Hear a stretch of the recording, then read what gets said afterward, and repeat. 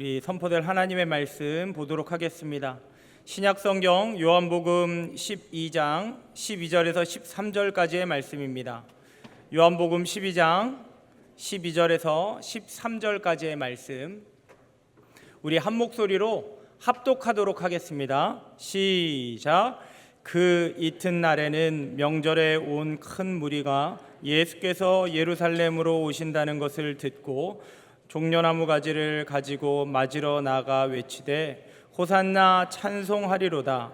주의 이름으로 오시는 이 곧 이스라엘의 왕이시여 하더라. 아멘. 2005년의 일이었습니다. 2005년에 애슐리 스미스라고 하는 한 여인의 스토리입니다. 이 여인은 참 불행하게 살았습니다. 훔치다가 걸려서 경찰서에 들어가는 그러한 비행소녀가 됐었고요. 그리고 마약에도 손댔고요. 술 취함에 빠지기도 했고요. 음주운전으로 사고도 냈고요. 여러 가지 엉망진창의 삶을 살았던 여인이었습니다. 그러다 결혼을 했는데 딸이 5살 때 남편이 자기가 보는 앞에서 사고로 죽게 되었습니다. 싱글맘이 된 거죠. 혼자서 딸을 키워야 되는 그런 불행한 인생, 정말 꼬인 인생, 정말로 살 목적과 의미가 하나도 없는 인생이었습니다. 그런 인생의 여자에 또 다른 큰 문제가 들어오게 됩니다. 판사를 죽이고 자기를 잡고 있었던 경찰을 죽이고 탈주했던 브라이언 니콜스라고 하는 그런 탈주범이 이 여인을 붙잡은 겁니다. 그래서 미국의 아틀란타, 조지아주 아틀란타에 가보면 그 지역에서 7시간의 인질극이 펼쳐졌습니다. 발칵 뒤집혔습니다. 그런데 이 인질극은 7시간 만에 끝을 냈습니다. 여러분들 설교 시간에 많이 들어보셨을 겁니다. 이 애슐리 스미스가 이 브라이언 니콜스, 그 탈주범, 4명이나 죽인 탈주범에게 한 권의 책을 소개해 준 겁니다. 자신의 인생, 살 의미조차 찾아볼 수 없는 정말로 무의미한 인생의 한 줄기 빛을 비춰주고 삶을 변화시켜준 한 권의 책을, 나를 변화시켜준 그 책을 그 니콜스라고 하는 그 어마무시한 무시무시한 그 탈주범에게 소개했고, 그 사람도 거기서 그 책을 읽고 거기서 변화되는 역사가 일어났습니다. 그 책은 성경책이 아니고요, 제가 오늘 가지고 올라왔는데 여러분 많이 들어보셨죠? 리고렌 목사님이 쓴 목적이 이끄는 삶, Purpose Driven Life. 40일 동안 한 챕터씩 읽어가면서 내가 이 땅에 존재하는 것은 우연히 존재하는 것이 아니라, 아무리 불행하다 할지라도, 아무리 망가졌다 할지라도, 아무리 소망이 없다 할지라도 나는 이 땅에 그냥 우연히 어쩌다 생긴 존재가 아니라 분명히 하나님이 나를 향하신 목적이 있다고. 당신은 그렇게 범죄자가 될 인생이 아니었다고. 당신은 그렇게 불행한 인생이 아니었다고. 분명한 하나님의 목적이 있다고. 그 목적을 찾으라고. 애슐리 스미스가 그 책을 읽고 변화되어졌고, 그리고 자기를 인질로 잡고 있는 그 어마무시한 그 탈주범에게 이 책을 소개하고 그 또한 거기서 변화되는 경험을 했다는 거죠. 목적을 잃어버리게 되면, 살아갈 이유를 잃어버리게 되면 우리는 다 방황하게 되고 인생을 쉽게 포기하게 됩니다. 하지만 우리 모든 것에는, 이 땅에 존재하는 모든 것은 분명한 목적이 있습니다. 왜 그럴까요? 그냥 존재하는 것이 아니라 하나님께서 만드셨기 때문에. 오늘 사교구가 찬양했던 것처럼 하나님께서 창조하셨다는 것, 하나님께서 만드셨다는 것은 그냥 심심풀이로 만드는 게 아닙니다. 우리가 무언가를 만들 때는 분명한 목적이 있어요. 하나님께서 우리를 만드시고 온 세상을 만드셨다는 것은 분명한 목적이 있다는 겁니다.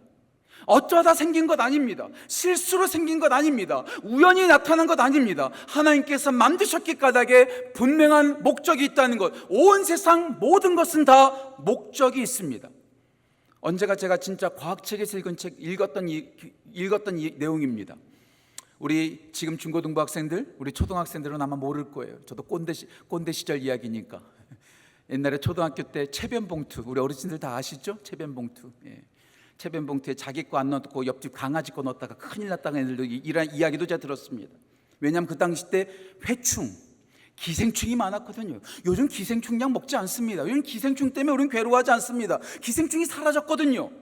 그 당시 때는 몸에 기생충이 있어서 그 끔찍하고 정말 징그러운 기생충이 우리 몸에 기생하고 있기 때문에 우리가 건강하지 못했었어요. 그래서 그런 체변봉투를 통해서 우리가 건강한지 건강하지 않은지, 기생충과 회충이 있는지 없는지를 항상 확인했다는 거죠. 근데 요즘 그게 없어졌어요.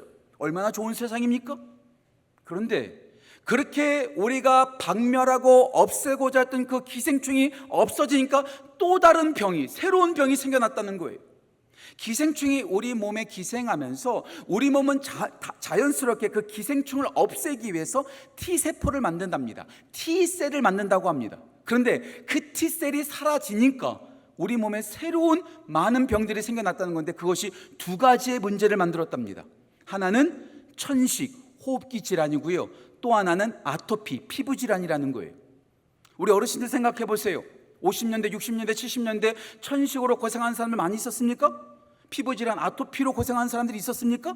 그 당시 때는요, 그냥 모래바닥에서 놀았어요. 하지만 호흡기 질환이 있고 피부 질환이 있었던 사람 거의 없었습니다. 하지만 요즘 아이들 생각해 보세요. 다 아토피 가지고 끌어안고 살고 있고요, 호흡기 질환 다 가지고 있어요. 우리 몸에 T셀이 사라지니까 그런 신종병이 더 많이 많아졌다라는 거죠. 기생충조차도 존재하는 목적이 있다는 거예요. 모든 것이 다 존재하는 목적이 있다는 거죠. 하지만 저는 이해되지 않는 게 하나 있어요. 모기가 왜 존재하는지 모르겠어요. 그렇잖아요. 모기는 없어져야 돼요. 그렇잖아요. 그런데 제가 오늘 말씀을 주면서 다시 한번 제가 검색해봤어요. 인터넷 버전입니다. 학자들이 말하는 건 아닙니다. 그런데 학자의 견해를 이용해서 나오는 기사 뉴스를 봤는데요, 모기가 사라지면 인간은 조금 건강해질지는 모르지만 코코아가 사라진답니다. 코코아가 사라지면 초콜릿을 못 먹는답니다. 그렇잖아요. 그리고 그 모기가 사라지면 이 생태계 먹이 사슬이 망가지기 시작한답니다. 꿀벌이 멸종하면 인류가 멸종한다는 말 여러분 많이 들어보셨을 거예요. 아무리 하찮은 거라 할지라도, 없어져야 한다는 그런 해로운 물질이라 할지라도 그것이 사라지면 엉망진창이 되고 우리가 누리고 있는 것들을 누리지 못하게 되는 경우가 많이 있다는 것. 이 세상은 하나님께서 완벽하게 만드셨기 까닭에 모든 것은 다 목적을 가지고 있다는 것. 더 나아가서 하나님의 형상과 모양을 따라 만든 우리는 아니요, 오히려 더 큰 목적을 가지고 있죠. 인간이 존재하는 목적이 뭡니까?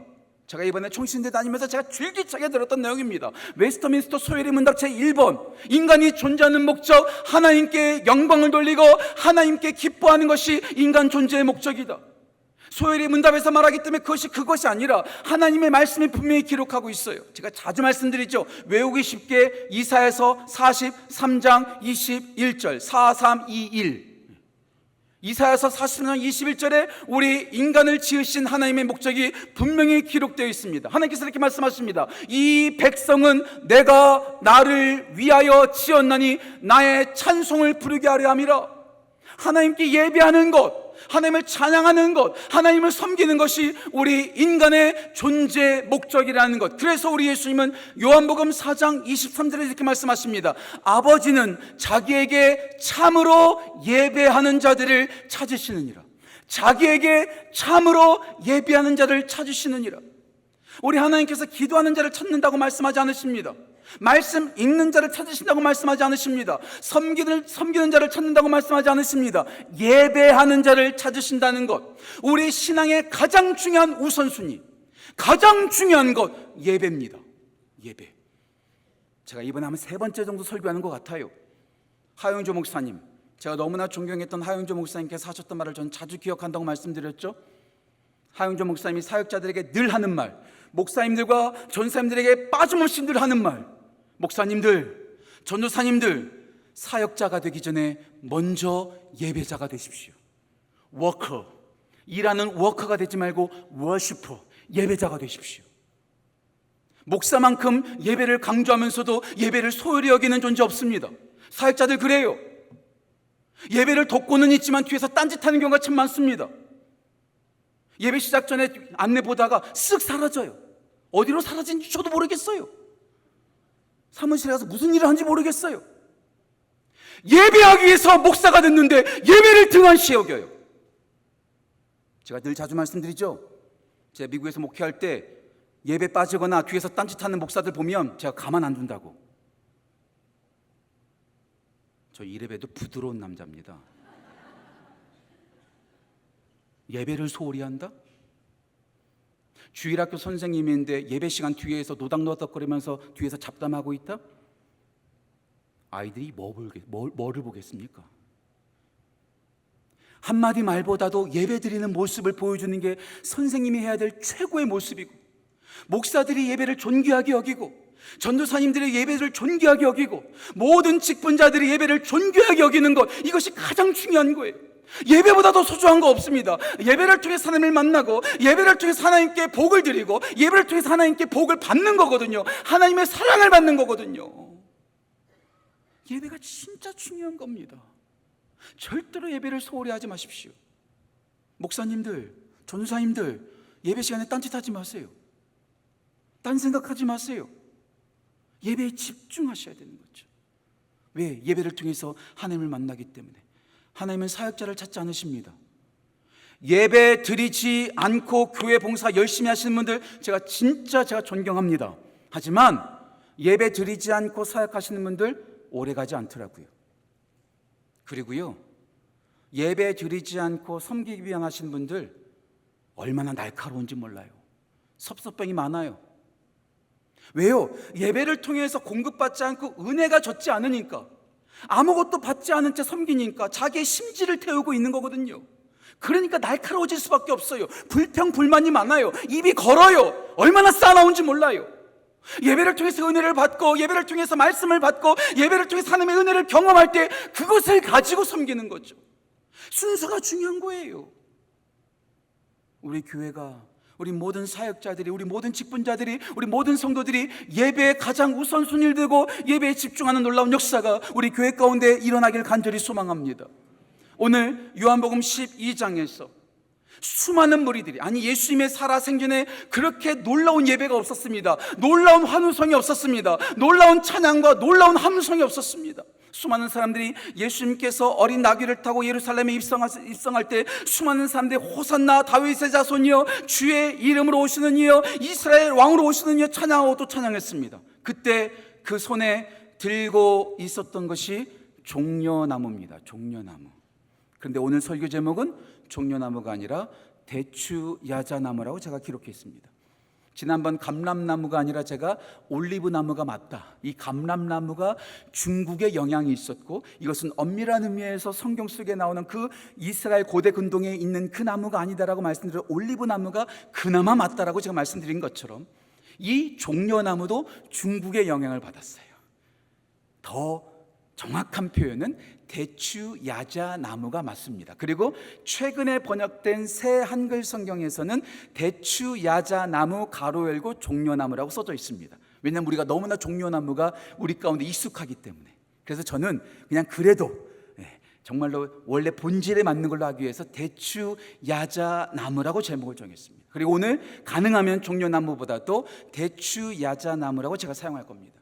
대추야자나무 열매, 그것을 야자 열매 많이 보셨잖아요. 제가 오늘 쿠팡에서 2개 준비했어요.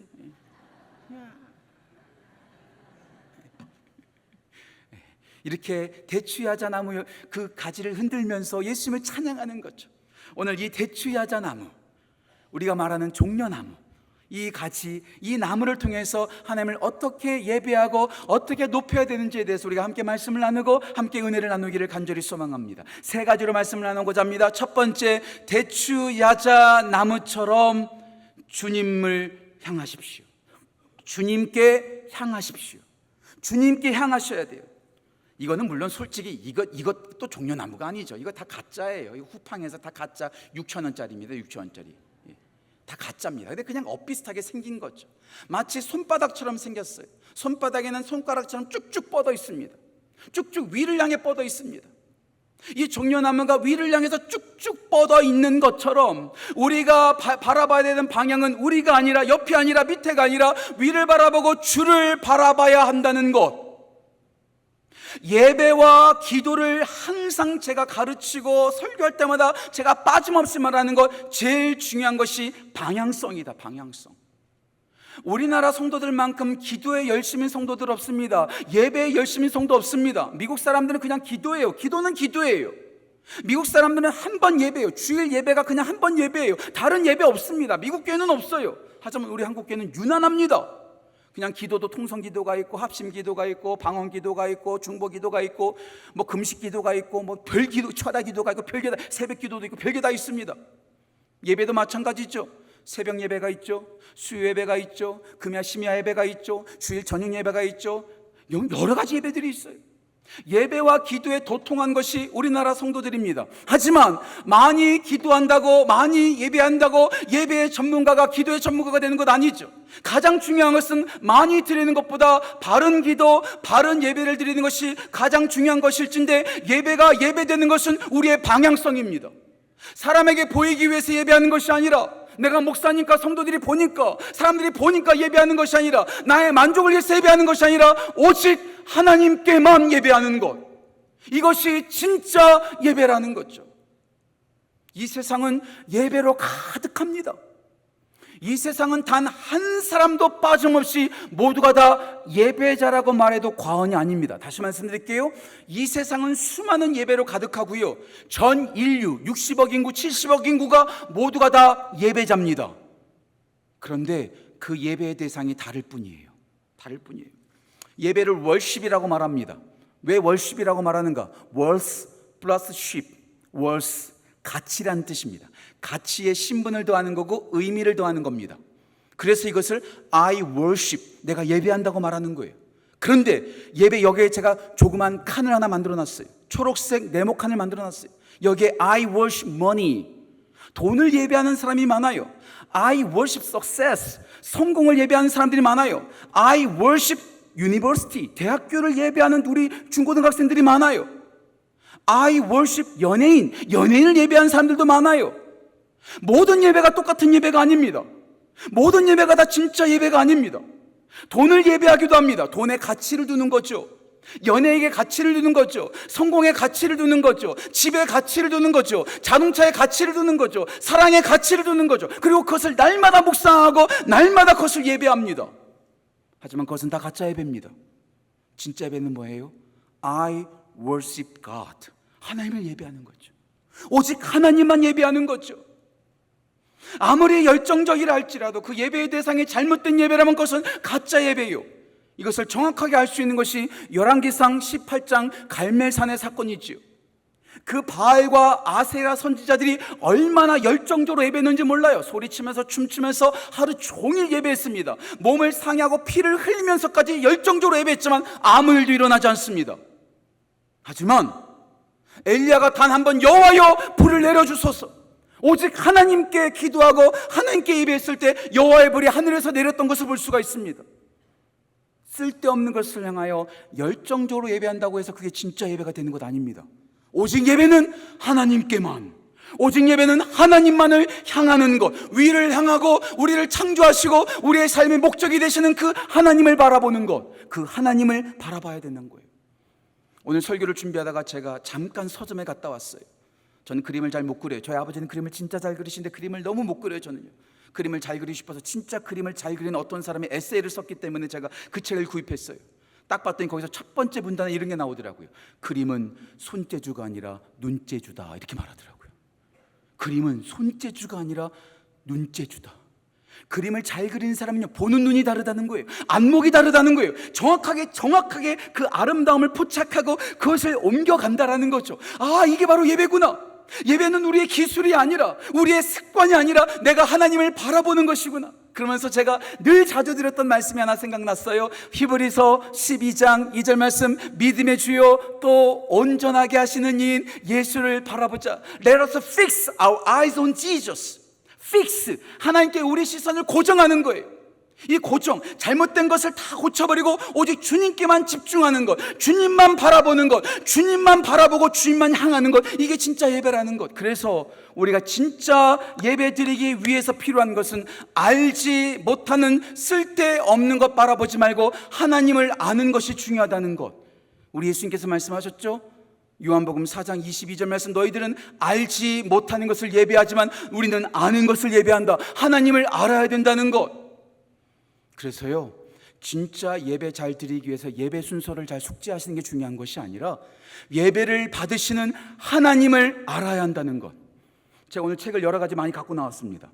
제가 대학생 시절 때 진짜 많이 읽었던 책, A.W. 토저가 썼던 하나님을 바로 알자. 제가 존경하는 목사님이 이 책을 60번 읽으셨다고 하더라고요. 그만큼 하나님을 바로 아는 것, 이것이 중요하다는 거예요. 진짜 좋은 책입니다. 하나님을 바로 알자. 이 책과 함께 어깨를 견주는 진짜 중요한 책, 제가 여러분한테 한 3번째 추천하는 것 같아요. J.I. 패커가 쓴 하나님을 아는 지식, Knowing God. 이 두 책은요 진짜 쌍두마차입니다. 성경책과 함께, 성경책을 먼저 읽으셔야 돼요. 성경책과 함께 하나님에 대한 비밀을 알려주는, 하나님을 바로 알죠. 하나님을 아는 지식, 진짜 하나님을 알아야 된다는 거죠. 하나님을 올바로 알 때 우리의 예배가 놀라워지는 거예요. 그래서 제가 이번 중고등부 여름 수련회 때 제가 알려줬어요. 이 J.I. 패커가 했던 말 가운데 하나님을 8가지의 피로 소개합니다. 8가지의 피. 그냥 짧게 오늘 시간이 없으니까 짧게 말씀드릴게요. 8가지의 피로 하나님을 소개합니다. 첫 번째 피가 personal. 인격적인 하나님. 우리 하나님은 우리가 대화하시는 분이세요. 우리와 함께 교제하시는 분이세요. 우리가 돌에게 우리가 예배하는 것 아닙니다. 인격적인 personal God. God is personal. 하나님은 인격적이신 분입니다. 두 번째, 하나님은 plural. 복수입니다. 복수. 뭐예요? 삼위일체 하나님. 성부, 성자, 성령, 복수의 하나님, 삼위일체 하나님. 세 번째, powerful, 강력하신 하나님. 세 번째가 perfect, 완전하신 하나님. 완전하신 하나님이니까 우리가 예배하죠. 네 번째, powerful, 강력하신 하나님. 다섯 번째 피, 뭐예요? 다섯 번째 저 갑자기 purposeful. 아까 제가 말했던 목적과 섭리를 가지고 계신 하나님. 여섯 번째, promise keeper, 약속을 지키신 하나님. 인격적이시고 삼위일체 하나님이시고 온전하시고 강력하시고 그리고 약속을 지키시고 그리고 목적을 갖고 계신 하나님. 근데 제가 우리 중고등부 아이들에게 말했어요. 우리 주일학교 아이들에게 말했어요. 저는 7번째가 제일 좋다고. 7번째, 파터널. 아버지 되신 하나님. 그래서 인격적이시고 삼위일체 하나님이시고 온전하시고 그리고 강력하시고 그리고 목적을 갖고 계시고 약속을 지키시고 아버지가 되시는 그 하나님을 마지막 8번째, praiseworthy, 찬양받기에 합당하신 분. 우리의 찬양을 받기에 합당하신 분을 우리가 알고 또 알 때 우리는 예배하지 말라고 해도 예배하게 된다는 것. 하나님을 알면 우리는 예배하지 않을 수 없다는 것이죠. 그 인격적인 하나님, 삼위일체 하나님, 온전하신 하나님, 강력하신 하나님, 목적을 갖고 계신 하나님, 약속을 지키신 하나님, 나의 아버지가 되신 하나님, 그 하나님을 우리가 예배하고 그분을 만나야 됩니다. 오늘 팜트리, 종려나무, 손처럼 생겼어요. 이 손처럼 생긴 이 종려나무 가지를, 이 대추야자나무 열매, 이 이파리를 생각하다가 손이 생각났어요. 손이 생각나면서 자연스럽게 미켈란젤로가 그린 그 시스틴, 그 천정화인가요? 천지창조 생각났어요. 천지창조 그림. 여러분 한 번쯤 보셨죠? 천지창조. 그 천지창조 자세히 보면 아담의 손과 하나님의 손이 다 이렇게 마주치는 거 보여요. 만나는 것을 볼 수가 있어요. 하나님을 경험하는 거죠. 지식적으로만 아는 것이 아니라 하나님과 접촉하고 하나님을 만나는 거죠. 그래서 J.I. 패커가 하나님을 아는 지식의 첫 번째 챕터에서 말합니다. 하나님을 지식적으로만 알지 말고 knowing about God, 하나님에 관하여 알지 말고 knowing God, 하나님을 경험하고 하나님을 실제적으로 경험하라. 하나님을 알 때 우리는 하나님을 향하게 되고 하나님을 향하면 우리는 예배할 수밖에 없다는 것. 우리 대추야자 나무 열매가 쭉쭉 뻗어서 위를 향하듯이 우리가 하나님만을 향하고 하나님만을 바라보는 우리 모든 성도 되시기를 주님의 이름으로 축복합니다. 주님께 향하십시오. 두 번째, 대추야자 나무처럼 기쁘게 외치십시오. 방향이 결정됐다면 이제부터 깊이가 중요해요. 그 컨텐츠, 내용이 중요합니다. 어떻게 예배하느냐. 그런데 이 종려나무 가지를 사람들이 흔들었다고 말합니다. 대추야자나무 그 이파리를 흔들었답니다. 이 뜻이 무엇이길래? 이 대추야자나무 이 이파리의 뜻이 뭐냐면 승리랍니다. 승리. 군대가 승리하고 돌아올 때 사람들은 이것을 흔들었답니다. 승리했으니까 기뻐 외치는 거예요. 환호성을 외치는 거예요. 우리 예수님께서 구원의 주가 오시니까 그 모든 큰 무리가 이 대추야자나무 이파리를 흔들면서 기뻐하고 또 기뻐하는 거죠. 이 이파리를 흔들 때 손을 들었겠죠. 저처럼 손을 들었겠죠. 예배하다 보면 우리가 손을 들어요. 그렇죠? 우리 목사님께서 우리 모두 다 함께 손 들고 찬양합시다 하면 우리는 다 손을 들어요. 왜 손을 드실까요? 왜 손을 드세요? 옆에 사람이 손 드니까? 손 드는 이유도 다 있어요. 제가 오늘 여러분들한테 손드는 이유 3가지만 또 연락드릴게요. 오늘 제가 내용이 너무 많아요. 일찍 끝내드린다고 제가 지난주에 그렇게 약속했는데 오늘 또 내용이 많아요. 월십의 WWW, 월드 와이드 웹, 우리 인터넷 할 때 WW가 나오잖아요. 세 가지의 이유만 말했어요. 7, 8가지가 있는데 세 가지만 말씀드릴게요. 우리가 손을 드는 이유. 첫 번째, wonder, 기쁘니까, 놀라우니까. 우리 하나님이 놀라우니까 손 드는 거예요. 우와, 하나님 대단하십니다, 대단하십니다. 하나님이 승리하셨습니다. 그래서 손 드는 거예요. 두 번째 W, white flag, 뭐예요? 항복, 항복. 흰 깃발 드는, 하나님 저 항복합니다, 하나님 저 항복해요. 마지막 세 번째, 웰컴, 이리로 오세요, 하나님 환영합니다, 이리로 오세요, 이리로 오세요.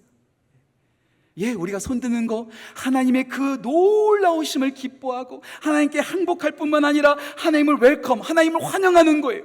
예수님께서 지금 나귀를 타시고 예루살렘에 입성하니까 수많은 사람들이 그 예수님의 위대함에 기뻐합니다. 예수님께 그 항복을 합니다. 옷을 깔고 다 엎드리죠. 더 나아가서 예수님을 지금 웰컴, 환영하고 있어요. 기뻐하는 거죠. 예배를 얼마나 많이 드리냐보다 더 중요한 것은 한 번 드리더라도 제대로 예배하는 것이 중요하다는 거죠. 중요하다는 거죠. 다윗처럼 기뻐하면서 춤추는 거예요. 그렇게 예배하는 거예요. 그냥 형식적으로, 그냥 어쩌다 보니까 그냥 습관에 따라서 그렇게 형식적으로 예배드리는 것, 우리 하나님께서 싫어하세요. 이사야서 1장 11절부터 15절 말씀에 이스라엘 백성들에게 형식적인 예배, 내가 견디지 못하겠다, 우리 하나님께서 견디지 못하겠다고 말씀하십니다. 형식적으로 예배드리고 계시지 않습니까? 우리 하나님께서 진짜 기뻐하시는 것은 많은 예배가 아니라, 오래도록 예배드리는 것이 아니라 한 번 예배를 드려도 제대로 기뻐하며 하나님의 그 놀라우심에 감격하고 하나님께 항복하고 하나님을 환영하는 것, 진짜 기뻐 춤추며 예배하는 것, 그것을 우리 하나님께서 원하신다는 거죠. 우리 예수님께서 가장 큰 계명을 뭐라고 말씀하셨죠? 가장 최고의 계명을 뭐라고 말씀하셨죠? 마태복음 22장 37절과 38절 말씀에 주 너의 하나님을 내 마음을 다하고 내 목숨을 다하고 내 뜻을 다하여 사랑하라. 대충대충 사랑하라는 것 아닙니다. 대충대충 예배하는 것 아닙니다. 시간 때우는 것 아닙니다. 진짜 마음을 다하고 목숨을 다하고, 이번 예배가 나의 인생에서 마지막 예배라고 뜻을 다하여 예배하는 겁니다. 정말 죄송합니다. 정말 죄송합니다. 저는 오늘 이 설교 하나 준비하려고 하루 종일 사무실에 앉아 있습니다. 목사가 다음번에 이번 설교 망치면 다음번에 잘하면 되지, 이렇게 설교할 때 그 설교가 얼마나 가치 있겠습니까? 그렇지 않아요? 이 설교가 나의 인생의 마지막 설교라고 생각하면서 말씀을 준비하듯이 예배도 마찬가지예요. 이번 예배가 나의 인생의 마지막 예배다 생각하면서 우리가 예배 드리는 것, 내 마음을 다하고 목숨을 다하고 내 뜻을 다하여 예배하고 하나님을 사랑하는 것. 전 이 말씀을 기억할 때마다 생각나는 말이 있습니다. 마태복음 22장 37절과 38절에 예수님께서 말씀하신 이 최고의 계명을 읽을 때마다 생각나는 말이 있습니다. 대천덕 신부님의 외할아버지인가요? 할아버지인가요? 할아버지 R.A. 토레이라고 하는 목사님이 계십니다. 무디와 함께 미국의 대붕을 일으켰던 위대한 신학자였습니다.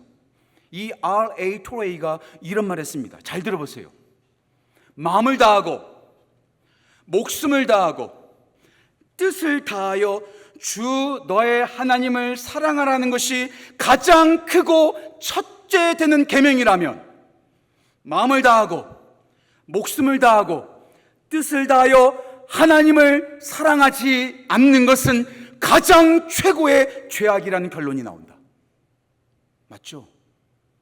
도둑질하고 거짓말하고 범죄를 저지르는 것이 가장 최고의 죄악이 아니라, 마음을 다하고 목숨을 다하고 뜻을 다하여 주 너의 하나님을 사랑하지 않는 것이 최고의 죄악이라는 결론이 맞습니다.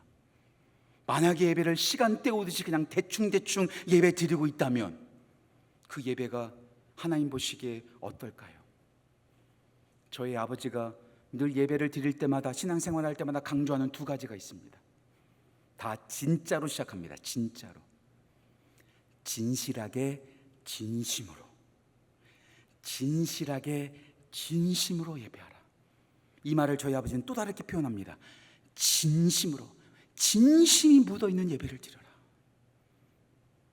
그냥 예배하는 것이 아니라, 그냥 환호성 내지르는 것이 아니라 진짜 하나님께 나의 진실과 진심으로 참되게 예배하는 것, 이게 진짜 예배라는 것.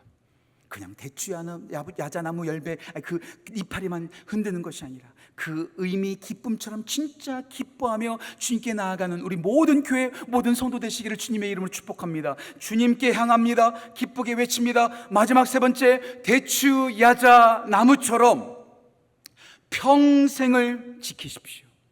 평생을 지키십시오. 이번 꽃동산 소식지 여름호가 나오는데 제가 목회서신을 쓰라고 해서 제가 거기에 잠깐만 칼럼을 하나 썼습니다. 거기에 나오는 내용입니다. 나무는 수명이 참 길어요. 그렇죠? 진짜 오래된 나무 많잖아요. 그럼 여러분들 이런 거 궁금하지 않으세요? 전 세계에서 가장 오래된 나무는 어디 있을까? 어딘가 있지 않겠습니까? 그렇죠? 근데 있어요. 미국 저기 캘리포니아 샌프란시스코 쪽 안쪽으로 들어가 보면 인요 내셔널 파크, 인요 국립공원이라는 곳이 있는데 거기 가면 진짜 전 세계 가장 오래된 나무, 제가 판단하기로는 인류 지구상에 존재하는 모든 것 가운데 가장 오래된 생명체가 거기 있습니다. 그 이름이 무드셀라 나무예요. 무드셀라 나무. 몇 살인가? 제가 못 외웠어요. 4857살, 거의 5000년간, 반만년, 우리나라 역사보다도 더 길어요. 엄청난 나무가 거기 있는 거예요. 오래된 나무가 있는 거죠. 근데 이 무드셀라 나무를 제가 생각하다가 또 다른 나무가 하나 생각났어요. 18년 전에 이스라엘에서 똑같은 이름의 무드셀라라는 나무가 하나 생겨났대요. 이게 뭐냐면, 얘기 잘 들어봐요. 이게 좀 복잡해요. 오늘 말씀 빨리 끝내야 되는데 좀 용서하십시오. 뭐냐면 이 대추 야자 나무가요 1000년 전에 다 멸종돼 버렸답니다. 지금 없대요.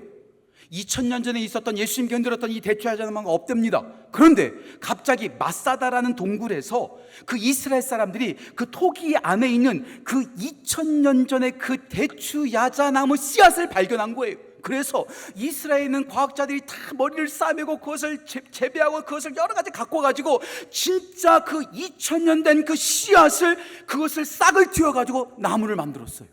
그리고 지금 이스라엘에 가보면 그 무드셀라 나무가 딱 나왔다는 합니다. 그림 한번 보여주세요.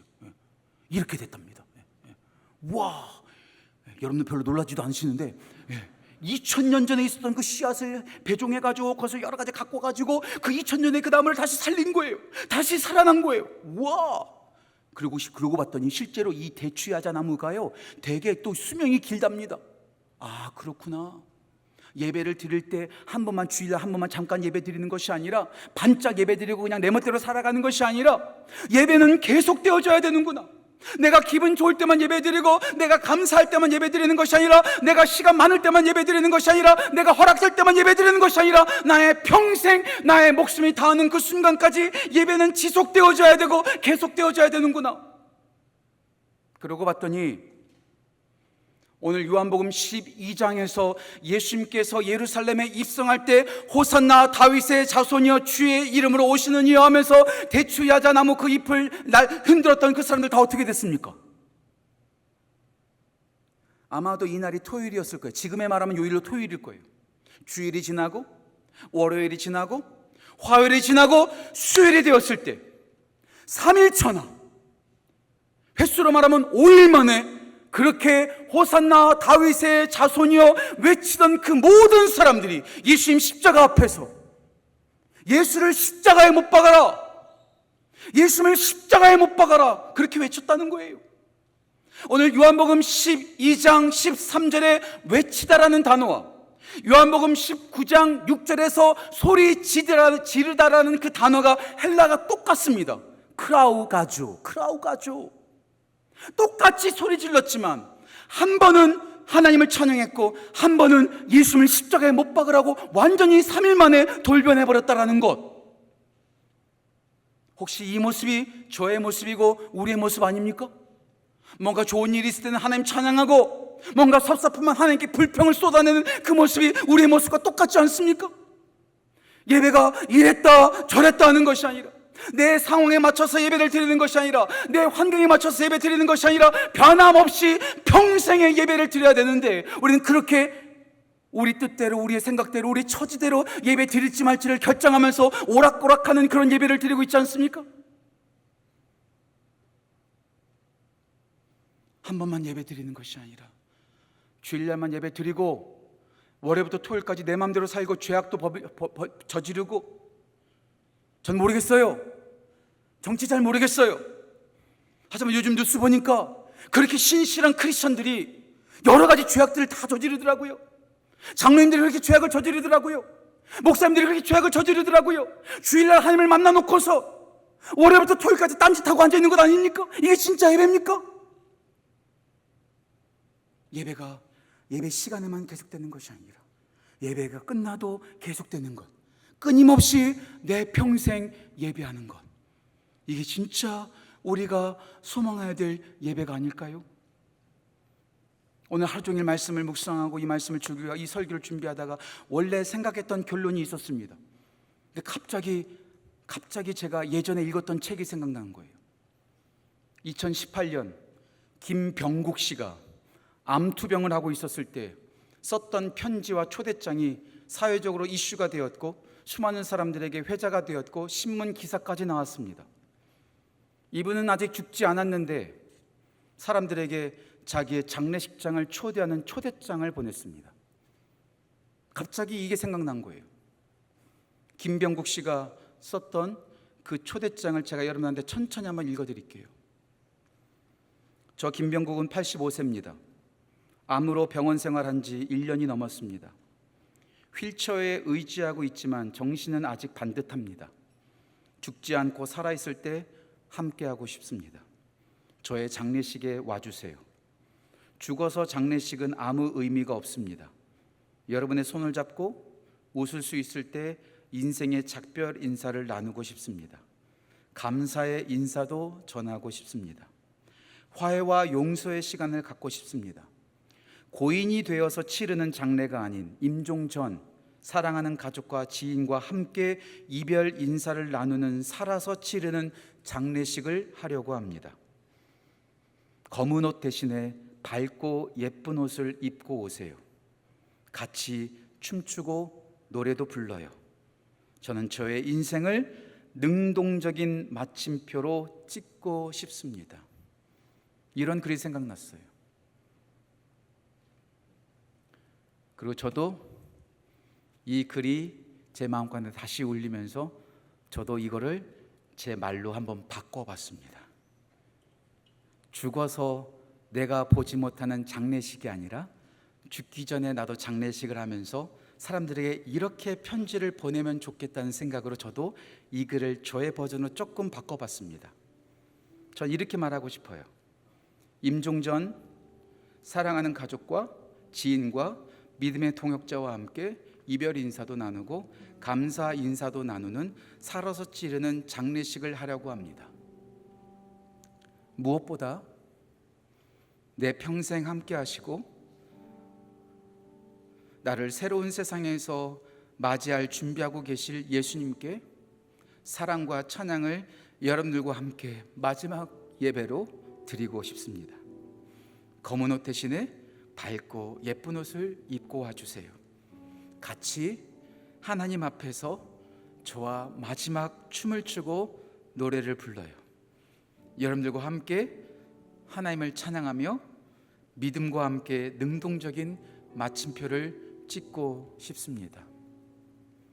지금만 예배하는 것이 아니라 나의 인생의 마지막 순간까지 그 예수를 향하여 내 평생 함께 하신 그 예수님을 향하여 그 예배가 끊이지 않을 수 있다면 우리의 인생에 내가 생각한 목적이 이루어지지 않았다 할지라도 충분히 목적을 이룬 삶이라고 말할 수 있지 않을까요? 페니 크로스비 사모님께서 찬송가 288장에서 고백했던 것처럼 나 사는 동안 끊임없이 그 주를 찬송하리로다. 찬송가 315장 내 평생 그 주를 내 구주 예수를 더욱 사랑, 숨질 때 하는 말 더욱 사랑 더욱 사랑, 그렇게 고백하는 것이 우리의 인생에 가장 복된 것이 아닐까요? 그러고 봤더니 이 대추 야자나무가 한 번 더 성경책에 등장합니다. 요한계시록 7장 9절 하나님 나라에서 대추 야자나무 열 종려나무 가지를 흔들면서 하나님께 예배하는 거죠. 기분 좋을 때만 예배하는 것이 아니라 우리의 평생의 하나님을 향하고 평생의 하나님으로 기뻐하며 끊이지 않는 예배를 주님께 올려드리는 대추 야자나무와 같은 복된 예배자로 나아가는 우리 모두 되시기를 주님의 이름으로 축복합니다. 이 시간 함께 찬양할까요? 완전하신 나의 주 하나님, 함께 찬양하며 나아갑시다. 완전하신 나의 주, 의의 길로 나 인도하소서. 행하신 모든 일 주님의 영광 다 경배합니다. 예배합니다. 찬양합니다. 주님만 날 다스리소서. 예배합니다. 찬양합니다. 주님 홀로 높임 받으소서. 한번 더 고백하며 나아갑시다. 예배합니다.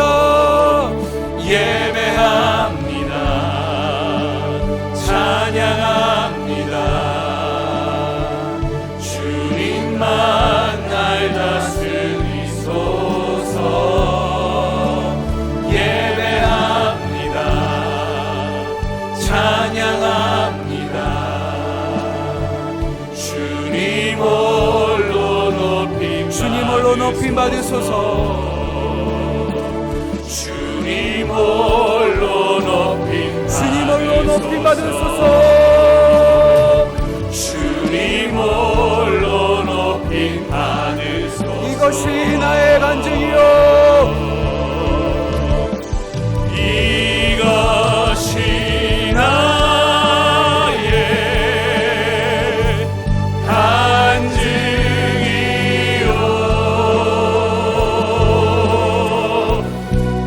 이것이 나의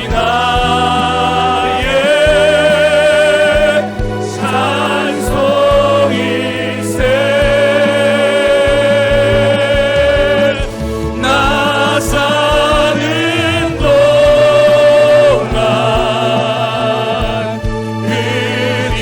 끊임없이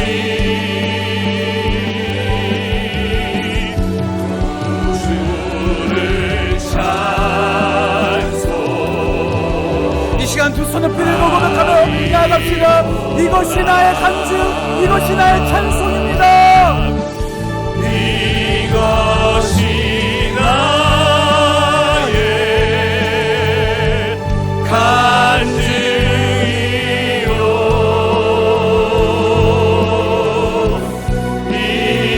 이것이 나의 찬송일세.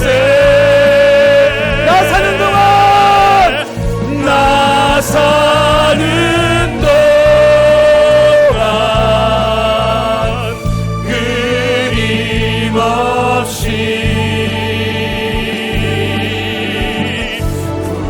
구주를 찬송. 이 시간 다시 한번 우리가 고백하며 나아갑시다. 하나님, 내가 나의 평생에 주님을 찬양하며 나아가겠습니다. 나의 찬양이 그치지 않겠습니다. 이것이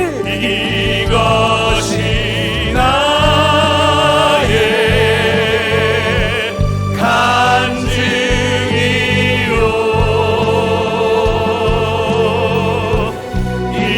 이것이 나의 찬송일세. 나 사는 동안 끊임없이 구주를 찬송. 이 시간 함께 기도하며 나아갑시다. 하나님, 나 사는 동안 끊임없이 나의 평생에 주님만 바라보며 예배하는 삶을 살겠습니다. 이 시간 제목 크게 치고 기도하며 나아갑시다. 주여! 하나님 아버지, 이것이 나의 찬송입니다. 이 찬송이 이 시간만이 아니라 오늘만이 아니라 우리의 평생 가운데 나 사는 동안 이 예배가 끊이지 않냐며 우리의 찬송이 끊이지 않기를 간절히 소망합니다. 다른 곳 바라보지 아니하고 오직 주님만 향하게 하여 주옵소서. 오직 주님만 바라보게 하여 주옵소서. 형식적인 예배가 아니라 정말로 기뻐 외치며 주님을 환영하고 주님을 기뻐하는 예배, 진심 어린 예배, 진실한 예배, 진한 마음이 묻어있는 예배 드리는 우리 모두 되게 하여 주옵소서. 내 평생에 주님을 찬양하며 예배하며 경배하며 나아가게 역사하여 주옵소서. 오, 주를 바라보며 나아가오니 우리 가운데 역사하시고 은혜로 충만하게 역사하여 주옵소서. 하나님 아버지, 대추야자 나무, 종려나무처럼 위를 향하게 하시고 기쁨을 선포하게 하시고 끊임없이 내 평생 오직 주만을 찬양하며 그렇게 사는 우리 모두 될 수 있도록 주여 역사하여 주옵소서. 감사드리며 귀하신 예수님의 이름으로 기도합니다. 아멘.